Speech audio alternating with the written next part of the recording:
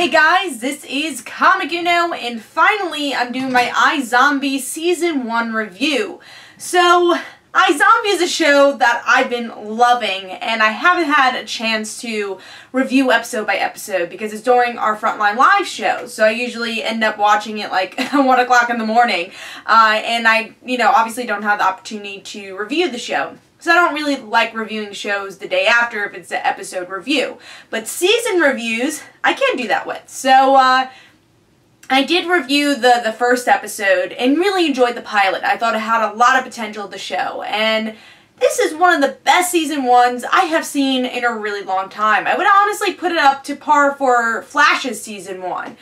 Maybe it's because this is only 13 episodes, so it felt very tight. But I really enjoyed iZombie, and let me first off say that I'm not a big procedural fan, so I don't really like, NCIS or those type of television shows where it has to do with the case and then you have some drama in between. Now, iZombie is a really good way to balance a procedural show slash mystery with the whole overarching, hey, I'm a zombie. And I think Rob Thomas does this so well with having the smaller mysteries and then having the bigger mystery, because I'm a big Veronica Mars fan, and this is, I would say, Veronica Mars 2.0, because it does have some of the same traits of Veronica Mars. Of course, the voiceover, and the way the story is structured. You have the one mystery of the week, and then you have this overarching mystery, and our overarching mystery is zombies.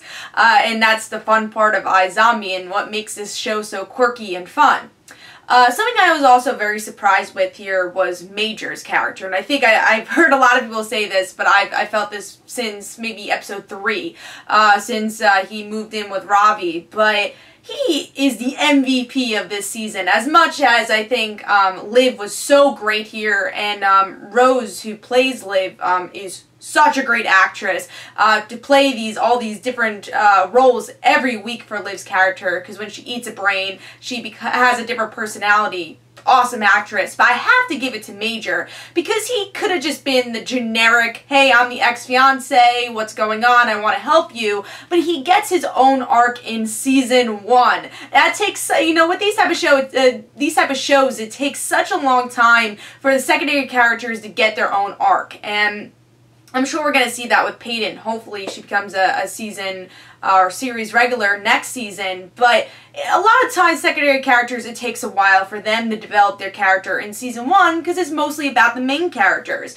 But Major having his arc, being a zombie hunter, finding out in the finale that that Liv is a zombie, and then becoming a zombie, but then Liv giving the cure to him, is just so many great twists and turns there, and I can't wait for more Major. Love his character, and I hope he can end up becoming part of the Scooby Gang. Yes, I know that's more of a Buffy reference, but I always call these type of groups Scooby Gang, because it's the Scooby Gang, and I really hope by next season we can see Peyton, Major, Ravi, and Liv being a Scooby Gang in the morgue. And I think Major probably taking more of effect on that than Peyton, because we didn't even get to see Peyton in the last episode. But yeah, Major was so great, and again, so many twists and turns in just one season. And now Liv having to make decisions of, should I stay a zombie? The morality question of, should I get the cure to people? Having a great villain like Blaine in this season.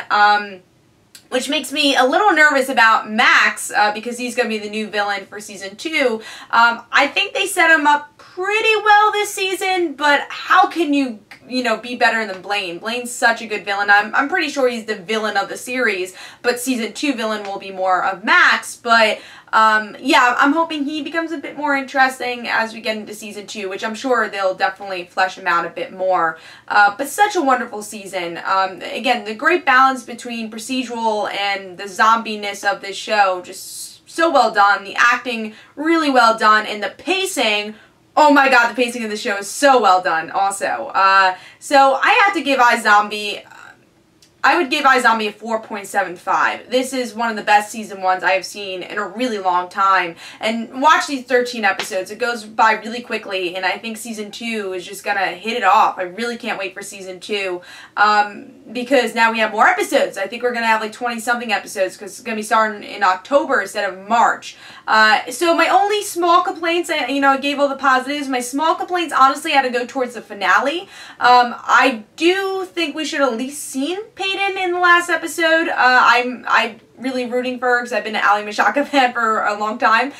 So I really want to see, obviously, the aftermath of that story. I hope it's not one of those stories like, oh yeah, Peyton moved to France, let's move on. So I'm hoping we get the aftermath of that story next season. And also, again, Max could have been a bit better as a villain, but I think we're going to see more of that build up in season 2. So almost a perfect season. So great. Watch iZombie if you haven't already, and I personally can't wait for season 2. Again, one of the best season 1s I have seen in a really, really long time. So hope you guys enjoyed. This is Comic Uno. Don't forget to follow me on Twitter. Don't forget to like my Facebook page. Also, in the description below, there's links for my comic book, Like Father Like Daughter. And don't forget to like the Facebook page of Like Father Like Daughter. I'll see you guys later. Bye.